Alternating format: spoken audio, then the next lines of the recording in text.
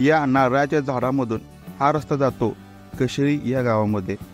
या गावामध्ये आहे भारतातील 1000 वर्षापूर्वीचे मूर्ती असलेले एकमेव असे सूर्यमंदिर. कशेळी हे गाव रत्नागिरी जिल्ह्यामध्ये राजापूर तालुक्यामध्ये आहे.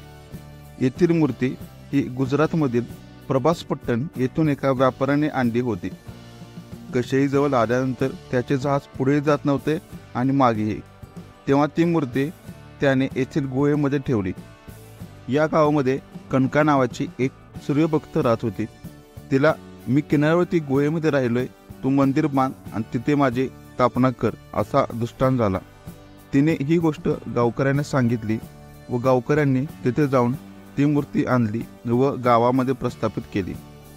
हे 1000 वर्षापूर्वीचे जुने मंदिर असून लाकडामधील अतिशय कोरीवकाम येथे बघायला मिळते.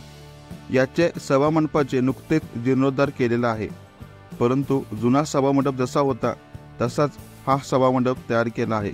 यामध्ये काही बदल केलेला नाही. मंदिराच्या प्रांगणामध्ये तुम्हाला एक चिराच्या दगडामधील अशी दीपमाळ दिसेल.